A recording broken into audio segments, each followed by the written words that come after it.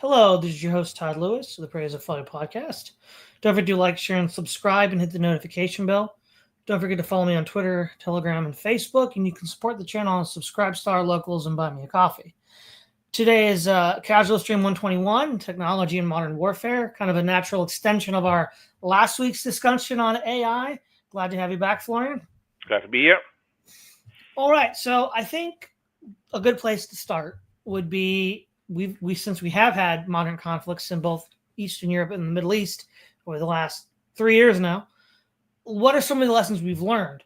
Well, if we imagine the performance capabilities of tanks, AFVs more broadly, armored fighting vehicles, and then APCs and such, along with helicopters and attack aircraft, the proliferation of high quality missile counters, ATGM, manpads, SAMs, have severely limited the effectiveness of these assets.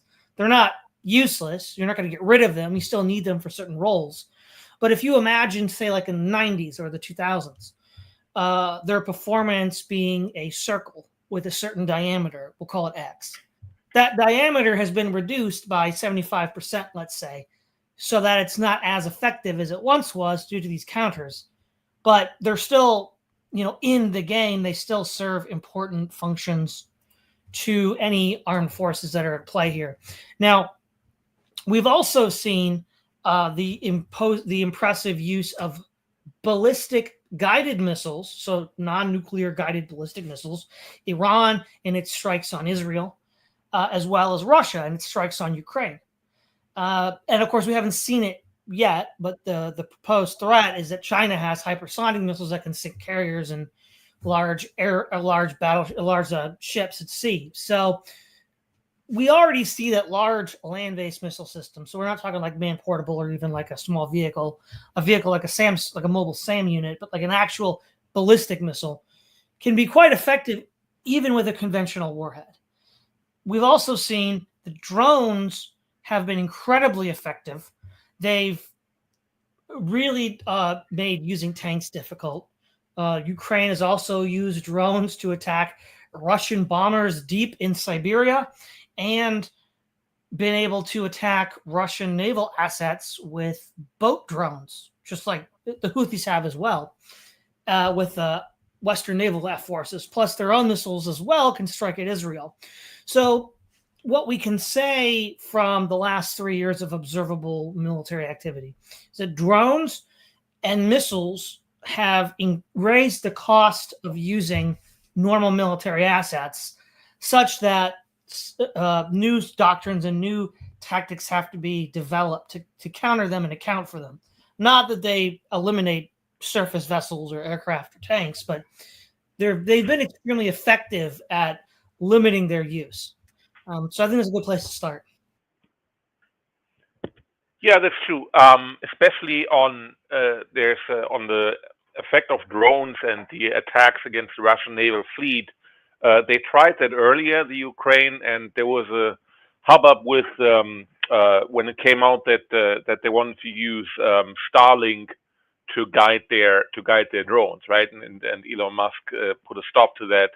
I don't know exactly how they eventually managed to attack the Russian naval fleet after all, or whether that was more propaganda than really an effective attack.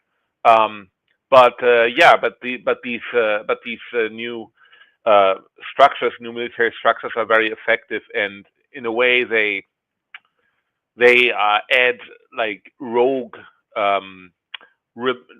asymmetric targeting, and it's almost like you fuse kind of like local resistance with real military, right? So it's a kind of a mix between symmetric and asymmetric warfare. For example, we already know that guided munitions are able to pinpoint the targets with fewer casualties and lower collateral damage. There was this example where Trump took out an Iranian commander in 2020 with just it seemed to be really only like dropping a missile on his car, and that was that. There was no collateral damage. But then you also have, and we've seen that from the Ukraine, something called loitering munitions, also known as kamikaze drones.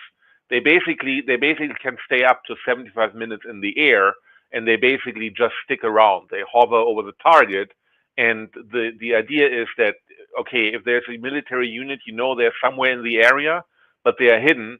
They can't be hidden forever, right? They will come up for air, so to speak, at one point, and then the drone locks in. It's actually pretty scary munitions, because you have nowhere to hide from those, right? So they just patiently wait for you.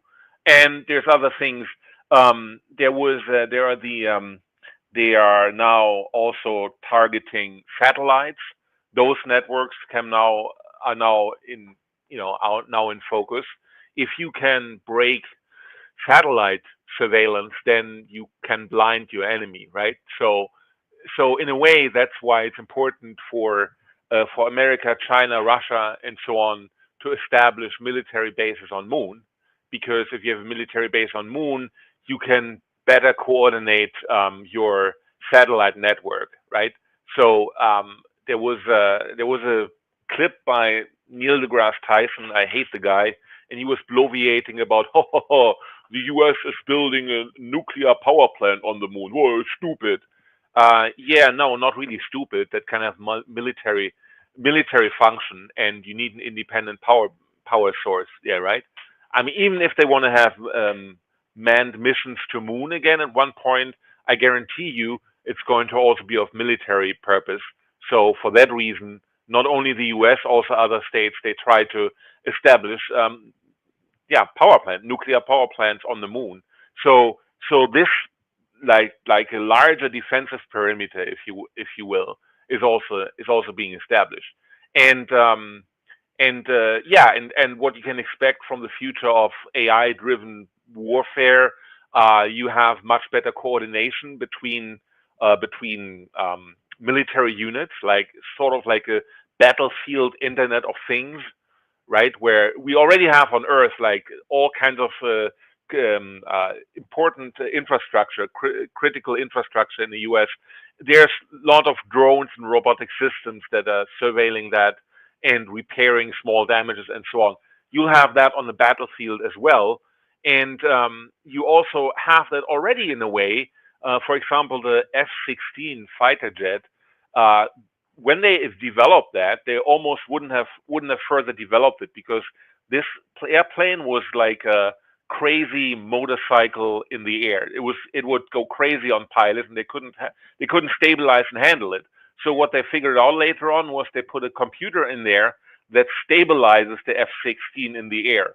That thing is so unstable that you need a computer to keep it steady.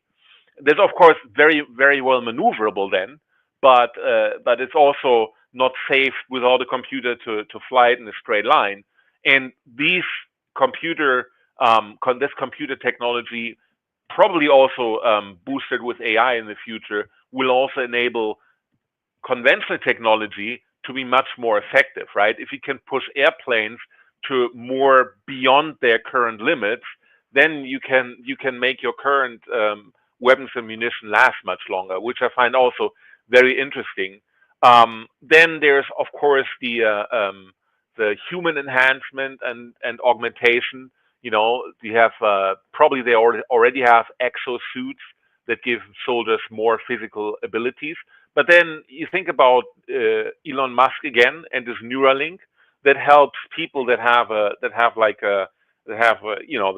are paraplegics, or that have had an accident and they can't do much more with their limbs. Now all of a sudden they can work again, right? Or they can basically write things on a screen by thinking about it and all that kind of stuff. Well, you can use those for military purposes as well, right? So basically, you have a brain-computer interface. I expect that to be used in the future. And then there's also the question of designer pathogens, targeted immunity.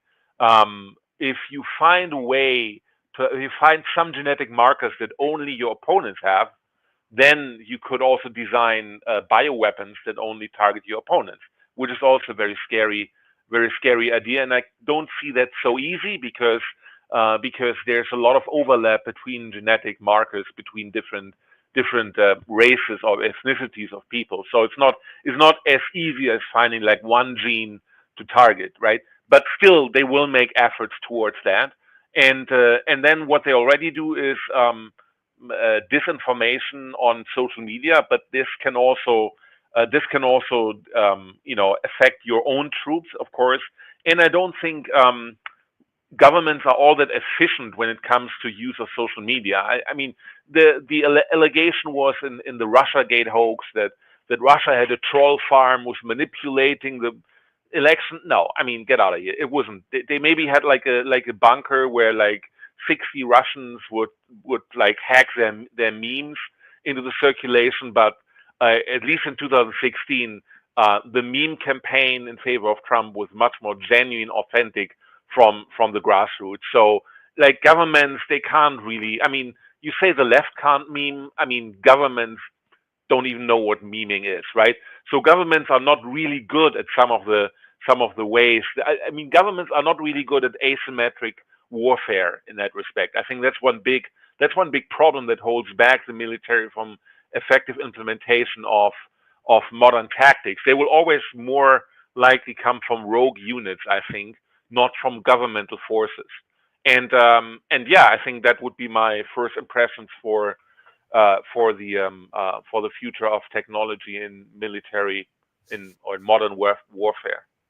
So yeah, so if we look at the end of the Cold War and the beginning of, I mean, that's modern warfare too, but like from the vantage point that we're at now, 1991 and the Persian Gulf War, the United States had basically a one generation lead on Iraq in all forms of military technology and just completely blasted Iraq away.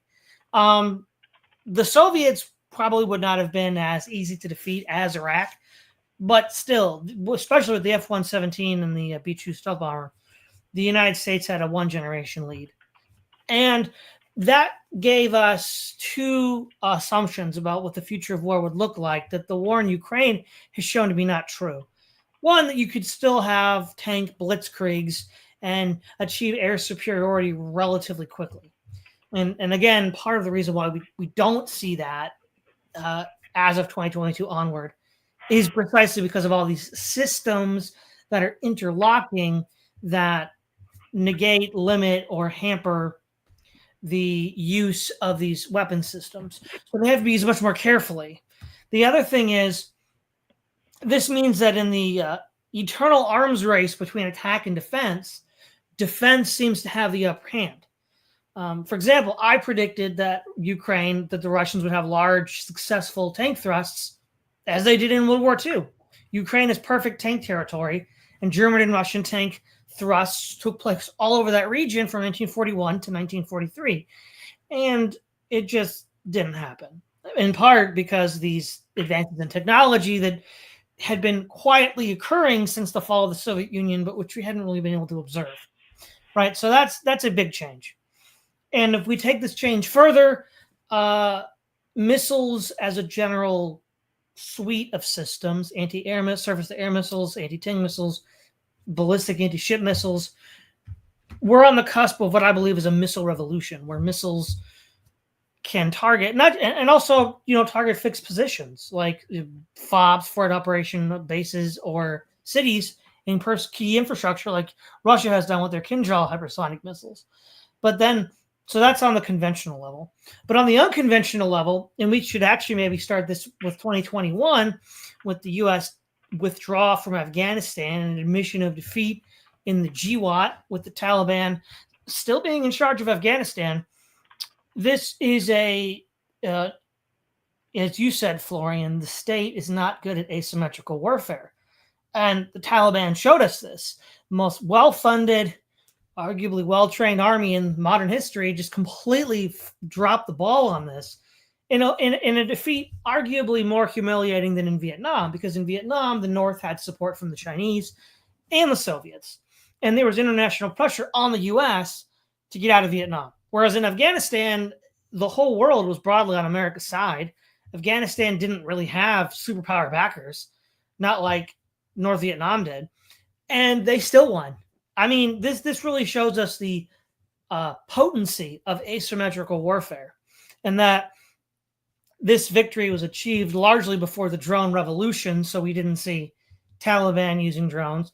But 2 years later, when Hamas began the attacks on Israel, we did, right? When they overran the border containment areas, they used drones, they used motorcycles, and motorcycles have been pioneered in the Sahel, like in Mali, in the French counterinsurgency against Al Qaeda. And they launched a very sophisticated attack that went 20 kilometers into Israel or something. It was shocking to all of us because Hamas, up to that point, had just been known for suicide bombing. It's pretty one-dimensional tactics, right?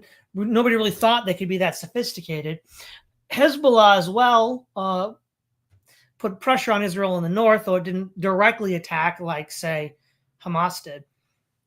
And both of those became, well, they're still technically ongoing. The problem with asymmetrical warfare is that in, say, in 2005 or 2010, people would have said the U.S. was winning in Afghanistan because they occupied the territory, the Taliban was in exile, and Israel right now can flex and say that they've beaten Hamas and Hezbollah. But have they, right? The fight isn't over. Those organizations haven't been dismantled. They still exist. They're still fighting. And that's just how asymmetrical warfare goes, right? But Iran, of course, steps in with drone attacks and missile attacks on Tel Aviv and strategic areas, which that pressure partially pushed Israel to the table for ceasefire negotiations because they were running very, very low on their anti-ballistic missile defense systems. And so what we also see is that while the Patriot, when it was first introduced, was seen as a major revolution in defense against missiles, specifically strategic missiles and aircraft, what we see is that if you could overwhelm and saturate this system, you can degrade it so that it breaks down. And this is where, quote, dumb ammunition is still very vitally important. Most of the damage to the Israeli system was done by rockets, dumb rockets fired by Gaza and fired by Hezbollah. So, and then the guided rockets missiles were saved for the coup de grace once most of that had been overwhelmed and degraded, right? And so we see that asymmetrical warfare with saturation use of munitions against defensive systems is quite effective. And then with Ukraine, what we're seeing is a reversion to World War I trench warfare. Both the Ukrainians and the Russians are digging trenches, and the Russians are relying on their artillery advantage to blast the Ukrainians out of cities and entrenched positions. Obviously, Russia has guided munitions, but most of what they fire aren't guided munitions. That's another thing that the Gulf War and then the War on Terror, I think, gave us the wrong set of expectations, that in pure conflicts, everybody's going to be using PGMs all the time. Well, they're too expensive to use all the time. You still have to have a surplus of what we call dumb munitions in order to even have warfighting capabilities. Yeah, and sometimes you can really make do with what you have. For example, from my own life, this night I woke up and I had dreamt of there was some conflict in the Middle East, and somebody told me about that. I said, yeah, whatever. There's always conflict in the Middle East. And I said, no, but didn't you hear? They sank the entire French fleet. And I woke up and I thought, well, wait, did I dream that, or was that real? And I actually had to go to X and check whether that was really the case. And there was no French fleet hashtag or anything like that, so that didn't happen. But it only takes, like, sometimes you only need to stun your opponent with a targeted misinformation campaign or whatever other ways you have to basically overwhelm them, right? So basically you only need to sow confusion for a few minutes sometimes to have a temporary advantage that you can then press, right? And that you can do with all the conventional weapons you have, right? And even then, if we are in the future, also our society changes into a Ready Player One society where basically our lives really take place online. We are in a sort of like a surrogate society. I think it's another great movie with Bruce Willis called Surrogates, basically where everyone is just in just like sleeping in a very, very normal, very, very, very, very, very cheap hovel, and their entire life takes place online. Once we are in that, then we can also be fooled into being at war when we are not, right? These tricks are all there.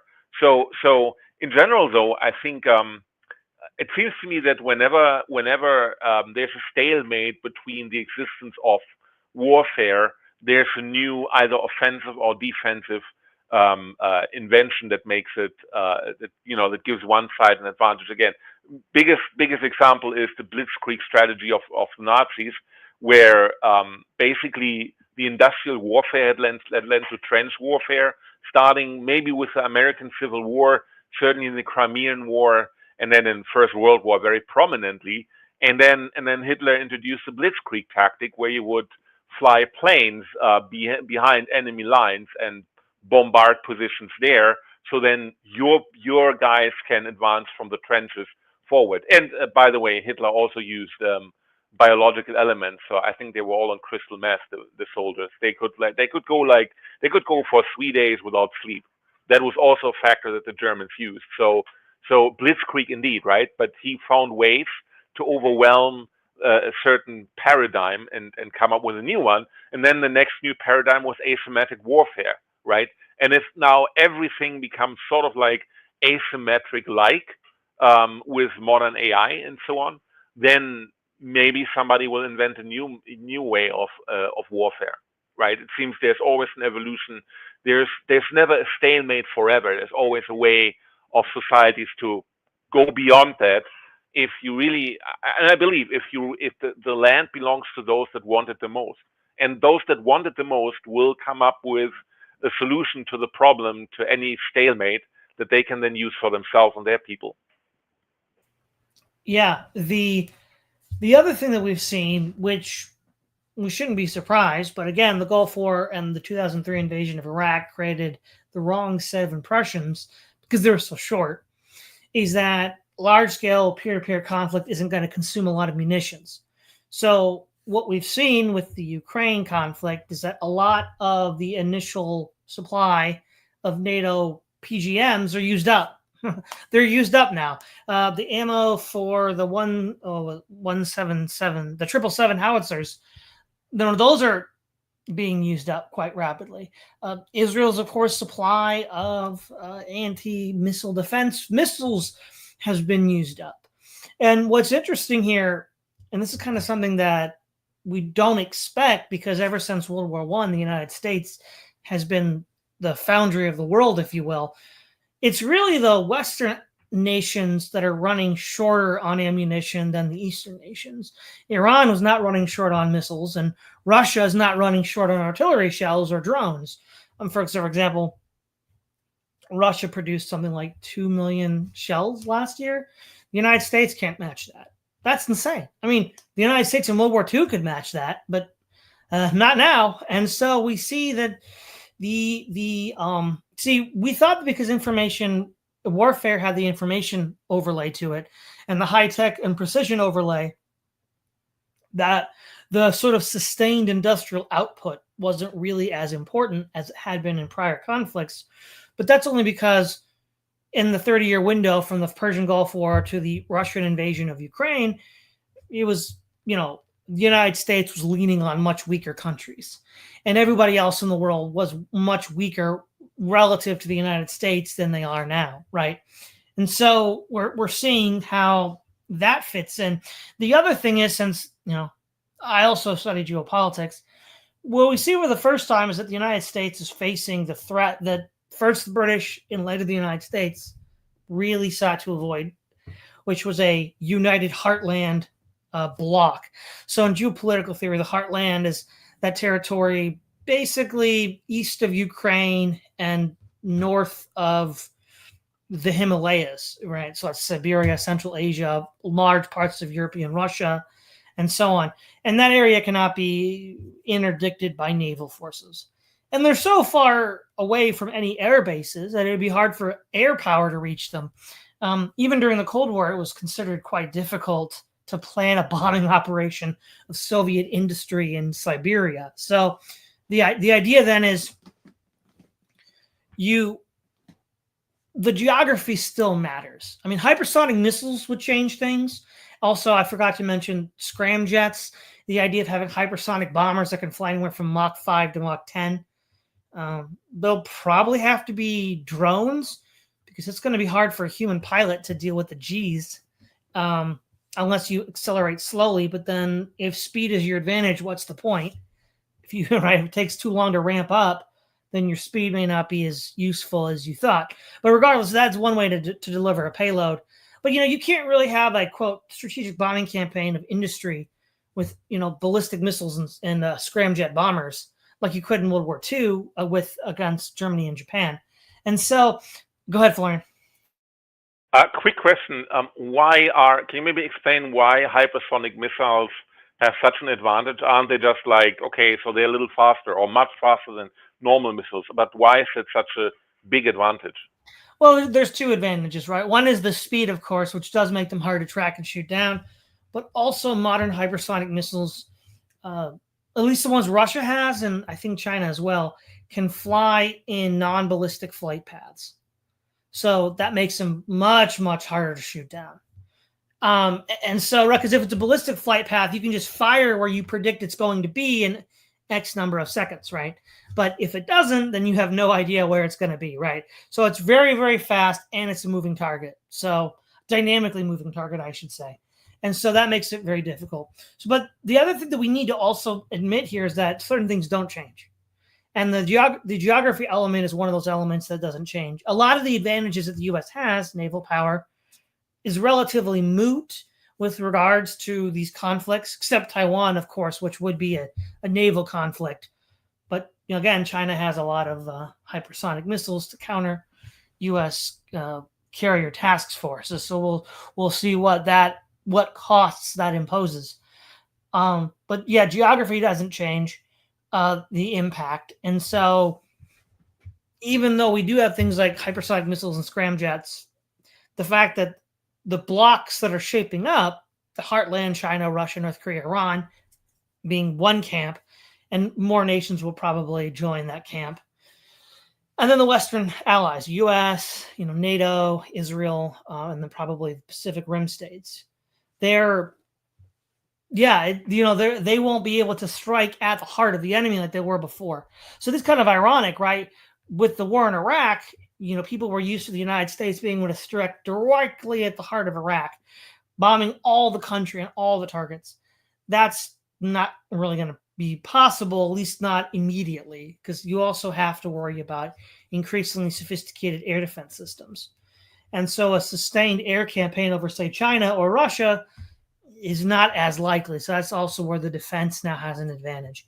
And I think what's going on with Russia and China, and by extension Iran as well, is that they're leveraging the advances in defensive weapon systems with missiles, and also the power projection capability that missiles offer, i.e. the guided ballistic missiles, to form a sort of core base to resist Western military forces, and then engage in a lot of what we might call irregular or insurgent or warfare or asymmetrical warfare, like we see with Iran, specifically with their axis of resistance with Houthis, Hamas, and Hezbollah, right? So those are sort of like the forward probes, the forward positions that are attacking the enemy, and then you have all these missiles which can be used as counters. And I think that's sort of the developing strategy that the East is using. Yeah, I think we also should remember that I think the U.S. is geographically much more isolated than Russia, right? Russia, I would expect that Russia has more missiles currently in production because they are landlocked country to a big extent, right? They have coasts, of course, but they are a large part of them is landlocked, and the U.S. is basically not landlocked. So the U.S. is pretty isolated, and I think one of the strategies, but correct me if I'm wrong, but I think one of the strategies of the U.S. was to ramp up production if needed in case of a war. So basically, they have like some kind of like a baseline military, and then they can fire up more production if they should ever get into a bigger war. Of course, and that's also one of the reasons why the U.S. is investing a lot of money into all the U.S. aid. We can dislike what it was, but basically, U.S. aid was an instrument or is an instrument of the U.S. statecraft, right? So they don't need to ramp up missile production if they can basically make the countries in Europe, the strategic allies, to be more compliant to U.S. interests, right? And the problem was just that the Democrats used it for their purposes. But I think even after dismantling of the U.S. aid by Doge, I think there was a point when it became clear that they basically picked out some core assets and shoved them under the jurisdiction of the U.S. Department of State and took it away from other departments. Or no, I think under the Defense Department. Basically, they didn't abandon the entire U.S. aid. They just made it more efficient and get it back into the fold. So basically, you don't have like human rights or all that lofty talk. But I do believe the U.S. retains strategic assets in Europe to even so that we don't have to ramp up missile production in peacetime. But of course, with the entire bureaucratization comes and all the DEI and all this other stuff comes a lot of bureaucratic bloat, and that hampers our ability to quickly ramp up any production of weapons in wartime if need be, right? And you wonder, of course, if China has and Russia have hypersonic missiles, if there ever is going to be a clash between the big powers, will the U.S. have enough time, like they had during the Second World War against Japan, to hold Japan at bay until they had their own production up and could take over the Pacific theater? So that's probably a real concern. That basically the U.S. is built on ramping up production in wartime, but the question is whether they're still able to do that. Oh, and by the way, they also outsourced several of their military assets to, it's always bad to outsource these things, but they did. Yeah, that's true. Now, you had mentioned the integration of the Internet of Things. I think the next big thing that we haven't seen yet that is likely to come is a sort of like integrated drone swarm. So not just like loitering munitions, but also like scout drones, attack drones, anti-drone drones.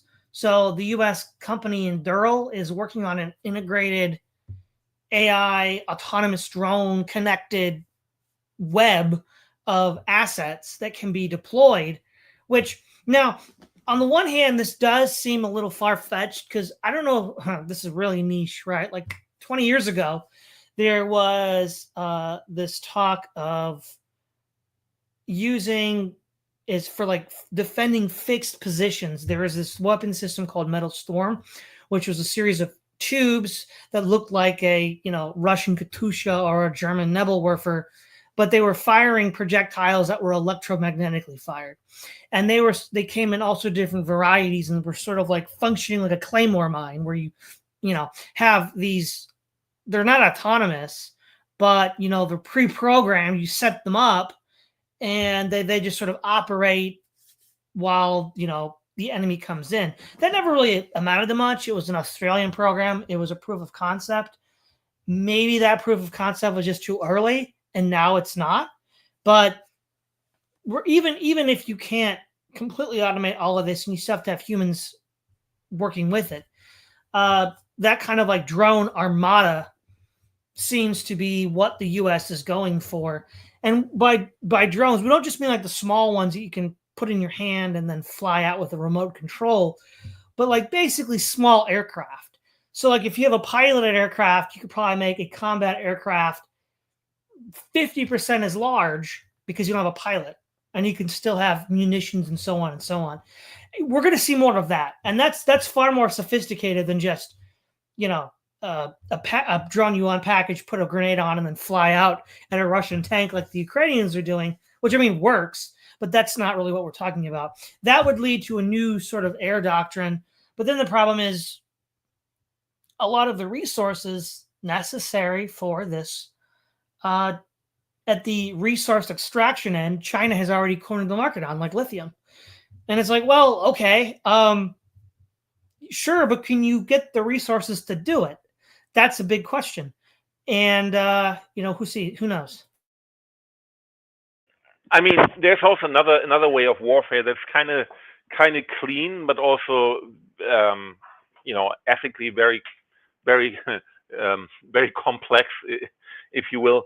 And they did start something like that in the 2 or 3 years ago. We remember the pager attacks. Israel had given out pagers had a company sell pagers to Hezbollah, I think it was, and then they went off like as targeted attacks and killed several Hezbollah officials. And then I also and five, and that's kind of like a targeted attack that leaves very little collateral damage, but that doesn't even it did leave some collateral damage, right? Civilians were just killed because they were would go up when these guys were grocery shopping. But also there was 5 years earlier there was a TV show, I think they're still up, called Black Mirror, and they were giving some episodes about the future. And they had one episode that's called Hated in the Nation. And what that episode was, somebody had programmed miniature drones that looked like small bees, and they had now these bee swarms. And then he would have a game where people on social media, on Twitter, could basically vote whether someone should be killed or not by giving them a certain hashtag. And once that person was selected, some politician or industry leader, then the drone would swarm out, figure out where that person is, and they could do that because you have your phone with you, and so you know where the person is. And then this little drone bee would basically crawl into people's ears and explode, and don't need much of a payload if you want you're inside the ear or supposedly the brain to instantly kill the people, right? And that was also a very scary proposition. That actually means that that the nation could basically cripple the enemy's infrastructure by killing all the experts, right? In that way, I don't know whether anyone, if you guys you're listening, check it out. There was Facebook pays AI researchers now astronomical salaries, so they get Facebook is paying like at least two top AI researchers $250 million, like baseball pitchers. Basically, they get those big contracts. Well, and if at one point China decides that they would like to have more, they would like to get rid of U.S. technological infrastructure, they could target those guys with such suicide drones, right? And the technology, I can't imagine it's difficult to. I can't imagine that's all utopia was.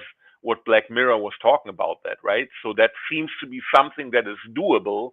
And so now all of a sudden, tech entrepreneurs or the people, the experts that are actually programming the AI, they may be actually targeted of future warfare operations.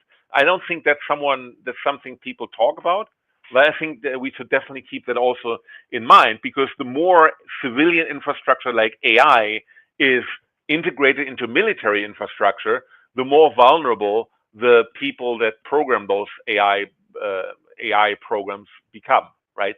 So that's also a big problem, and I think people don't have big concerns about that. But if I want to cripple my enemy's infrastructure, I kill the experts that program the computers, and I think that's really one other. It's an old idea, right? And you can also do it with old technology, like the pager attack showed, right? But that basically shows you that you can actually kill someone that way, and it's a asymmetric warfare tactic, right? So all these things will require a big ethical push also, and this is going to be a problem for the future as well. You need to have some ethical framework. States can't just go at each other and willy-nilly just kill their experts. That's not something that will work out. I think they will have to develop new rules that everyone adheres to. Yeah, sorry about that, guys. My mouse died. I had to give it some power. So that's where I went for a moment. But I'm back. So yeah, thanks for that, Florian. I think that with AI, and drones and those kinds of targeted attacks, that's probably where things like targeted assassinations, and we've sort of seen this with like Israel already, right? With targeting Hamas leadership or Iranian leadership, you're really spooky. And it's like, are they going to, use that to target? No, I don't know if you're going to be able to create like little tiny molecule-sized bombs. That might be a little too sci-fi-ish. Well, but the thing is that for this you need to have an ethical framework or new warfare framework that nations adhere to, and I find that like difficult to do. I don't think like sometimes people say, "Oh, this and this was a war crime," but these war crimes never get prosecuted. And there seems to be a silent understanding that kind of everything is allowed in war, and war is not a police problem, right? People understand that you destroy your enemy once and for all, and then the person who stays up, the victor, will basically then impose conditions. But I think they might have come up with an ethical framework, because, as I said before, there you can't kill each other's experts and leaders willy nilly. That will get a little bit too far. On the other hand, it is really a very clean version of warfare. Nobody needs to suffer. And if you decapitate the experts, okay, middle managers can still run your critical infrastructure. Your electricity will still be there. Your baker will still provide your food, and so on, right? So if you kill the leadership class, you kill the elite class itself, which is actually really interesting thing if you think about it. We always when we talk about elite theory, there are elites that are on the top, and they have surrogates that basically are like that act as vanguards for their ideas. But what if the ruling class itself gets attacked, right? So they can't hide anymore. That may act and actually add an interesting perspective to warfare. Which, Yeah. by the way, in the past, it was noblesse oblige that the kings would actually be first in line with their army, right? And that has changed actually. Now you have the kings and generals; they stay behind. But maybe with AI now, with new technology, these people get dragged back into the battlefront. Yeah. So a couple things to go with here. If this keeps going, it looks like you just like with what we've talked about, the AI and the economy. You won't have no human computer programmers, but you'll probably get rid of like 89% of them, and have just a handful of managers to do prompt initiatives and debug stuff as it happens. Most of the rest of it will just be autonomous. And I think that's what we could see on the battlefield, right? You still have to have, like you said, Florian, who wants the land is going to ultimately get it. Still need boots on the ground, but what that's going to end up being is either men in air-conditioned offices piloting drones, or the men on the ground, basically launching drones and then controlling them from behind the lines. So warfare becomes increasingly automated, and you just have humans sitting, in the rear echelons of the battlefront, which would be completely the opposite of everything that has come before.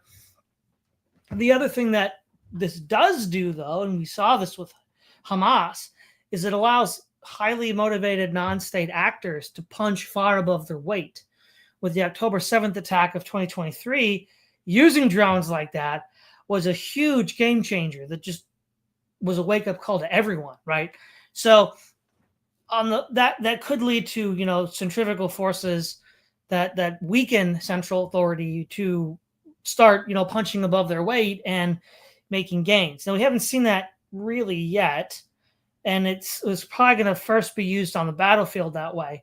But what's interesting and also somewhat frightening then is that since you can't surrender to a drone, right? So if this keeps getting automated, especially if you have autonomous drone swarms, what is that going to be for prisoners of war? What is that going to mean for civilians?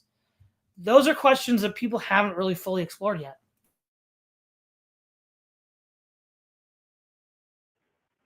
Yeah, yeah. It's in a way, AI is moving in a pace that is both over exaggerated and underestimated, right? It's really difficult to predict. Some things that people said AI would do have not come to pass yet, but they might, but still other things that people didn't realize have come to pass. So AI has taken up so much of the so much of the infrastructure in our society we don't even see that is directed by AI, right? Even if we go online shopping, right? So everyone there's an AI behind it that determines how much we can spend. Like some airlines are now trying to put up programs that determine that basically scrub your browsing history, and then they determine with AI how much you can pay, right?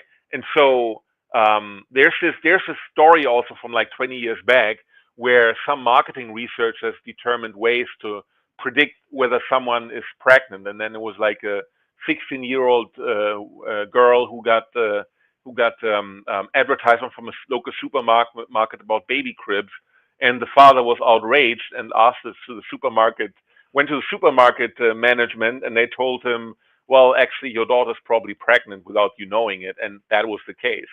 And so then you have this lawsuit against, I think, United Airlines or American Airlines, some big airline. They want to use that to get a better idea of how should they price people based on their online behavior.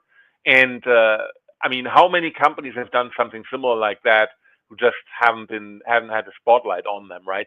So there's so much happening behind the scenes. We don't even know that the reality we perceive via social media, for example, is the same that others perceive. Todd will have a completely different social media feed than I have, and we will both have different ideas what is happening in the world based on social media, right? So we have different mindsets, even though we are pretty similar in several of our outlooks, but still we will perceive the world slightly different, and using AI in social media will enhance that, right? And all that can also be used on the battlefield. And for example, I don't even know whether the prices I see on Amazon are the same prices than anyone else sees on Amazon. Probably, but are they really? I have no way of controlling that. I could have a different account and check it out, but that's a little bit too tedious. But you see what I mean? This is something that Yeah. can happen. And if you can guess what the enemy is doing by their behavior, yeah, then you also win, and you don't need to calculate it. The AI does everything for you. Well, right, but like you were saying with some of these examples, like the father and his daughter, it all depends on the information that you have, right?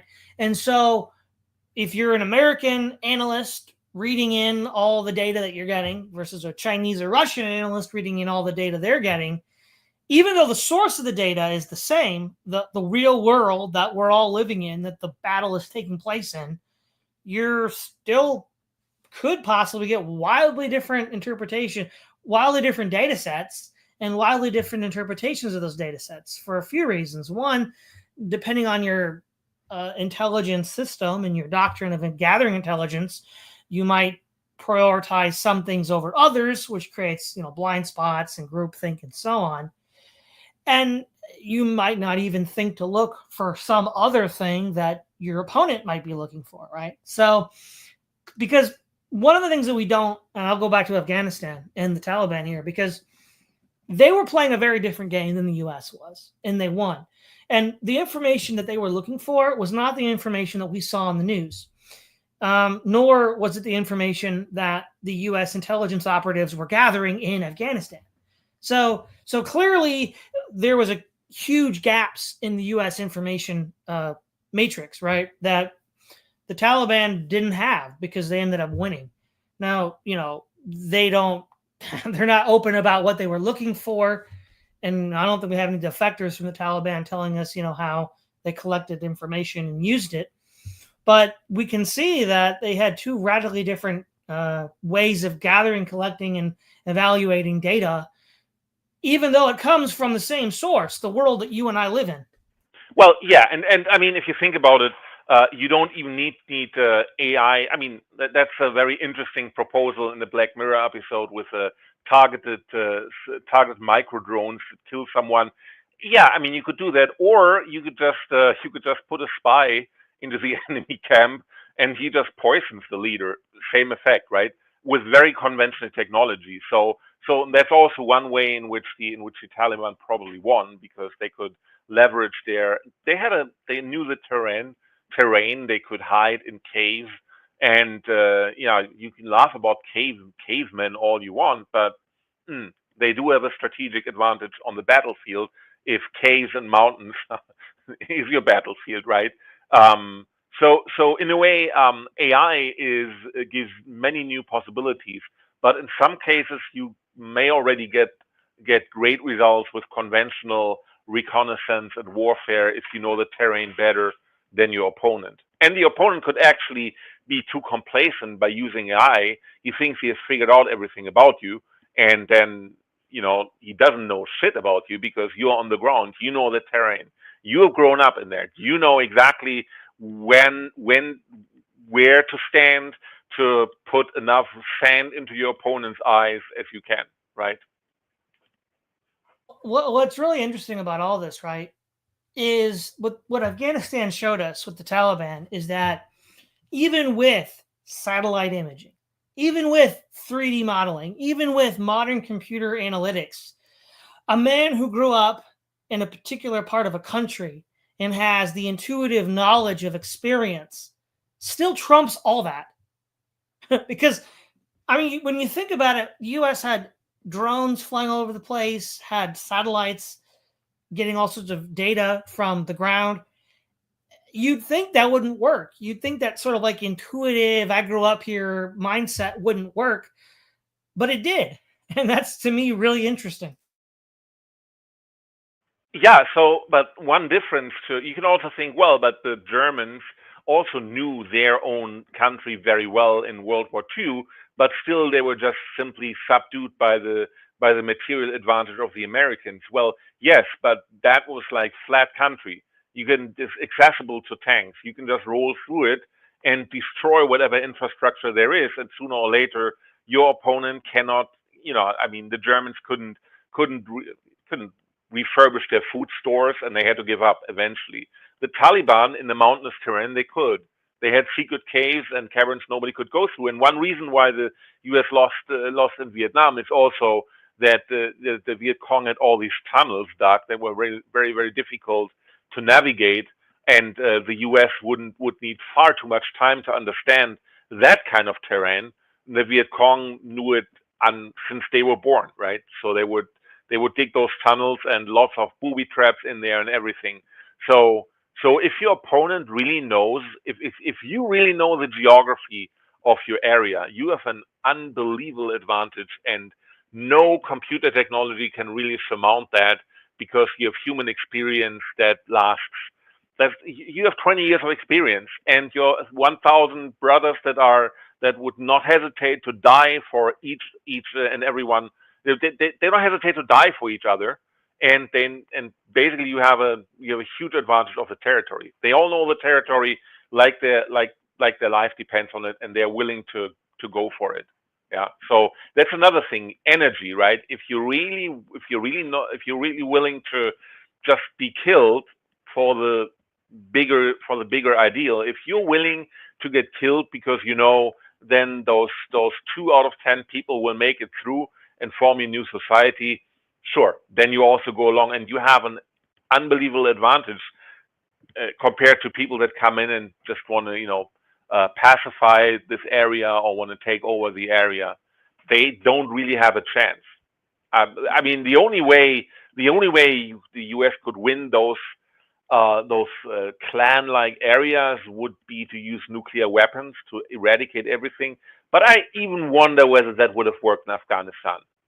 You blast some nuclear devices in there, you don't get all the caves still, right? It's basically impossible to unless you're able to undermine them, unless you're able to subvert their mind or something like that, and you cannot win against them.